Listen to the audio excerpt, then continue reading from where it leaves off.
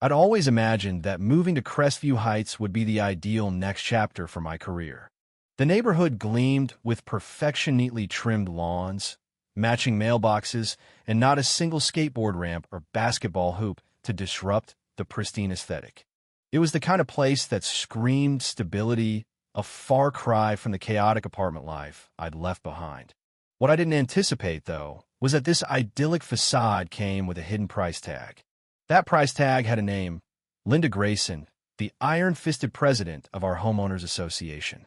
From the moment I rolled my moving truck into the driveway, Linda made her presence known. She appeared at my doorstep that first afternoon, her auburn hair pulled into a severe bun, a clipboard clutched like a scepter. "Welcome to Crestview Heights," she said, her smile as stiff as cardboard. "I'm Linda Grayson, HOA president. You'll need to review our community handbook right away. We have 137 regulations, and I ensure they're all followed to the letter." She thrust a binder into my hands, its heft rivaling my desktop monitor. I thanked her politely, assuming it was just standard neighborhood protocol. Little did I know that binder would soon become the centerpiece of an all-out turf war. I work in cybersecurity, mostly from home, and I pride myself on being a low-key neighbor. I don't throw loud parties or let my dog if I had one dig up flower beds. So I figured I'd fly under the radar. That illusion shattered last June when I decided to upgrade my home office. The upgrade included a small satellite dish for faster internet, a necessity for my job. I followed the HOA rules to a T, submitting forms complete with sketches showing the dish's placement on my roof duct discreetly behind a dormer and painted a blend with the shingles. Approval came through without a hitch. Or so I thought. 3 days after the installation, a sharp, insistent knock rattled my front door. I opened it to find Linda, her jet-black sunglasses perched atop her head like a tiara, her finger jabbing toward my roof. "That dish is a violation," she announced, her tone dripping with authority. "It's an abomination to the neighborhood's charm and needs to come down within 24 hours. I blinked, caught off guard, but determined to stay calm. "Linda, I submitted the paperwork last month and got approval," I said, reaching for the file I'd started keeping handy for exactly these moments. "Here's the documentation." Her eyes narrowed as she snatched the papers, scanning them with a scowl. "This approval was provisional," she snapped, waving a hand as if swatting away my evidence. "The board's revisited it. That dish clashes with our community's visual harmony." I couldn't resist pointing out the obvious. "Your house has a dish too, Linda. It's right there behind your chimney." Her face twitched, but she didn't miss a beat. "That's different. Mine's grandfathered in." I took a deep breath, retrieving my papers. "The FCC protects my right to install this, and the HOA already signed off. It's not going anywhere." Her cheeks flushed as I shut the door, but I had no idea that exchange was just the opening shot in what would become Linda's crusade against me. The next few weeks turned into a barrage of petty citations. My lawn was a quarter-inch too tall. My trash bin lingered at the curb for 17 minutes post-pickup. My car sat in my driveway for 9 hours straight, apparently a capital offense. Each notice bore Linda's looping signature and a smiley face that felt more like a veiled threat than a pleasantry. I fought back methodically, submitting photos and timestamps to contest every claim, CCing the entire HOA board. It didn't take long for cracks to show. "Can we focus on real issues instead of Mr. Carter's trash bins?" One board member, Tom Hensley, grumbled in an email accidentally sent to all residents. Linda's reply was a venomous tirade about derelict board members neglecting their duties. Things escalated when I installed security cameras around my house.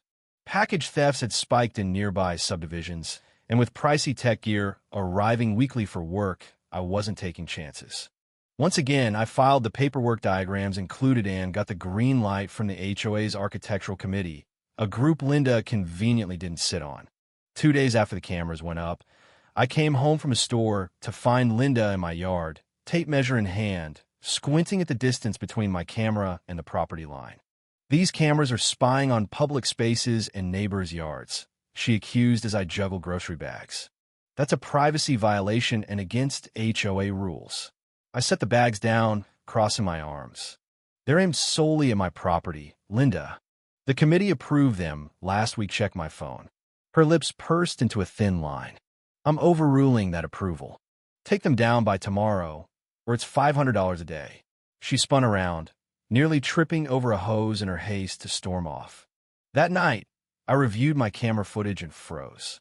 At 3:07 p.m., while I was out, a figure had crept toward my satellite dish with a spray can. Zooming in, I saw Linda's unmistakable bun and sunglasses. She tried to paint my dish black, likely to claim it violated color codes, but couldn't reach it without a ladder. I emailed the footage to the HOA board, politely but firmly requesting they address their president's harassment. Their reply was a tepid, sorted out as neighbors cop-out, proving they'd rather grumble about Linda privately than challenge her publicly. The following weekend, I visited my sister 2 hours away.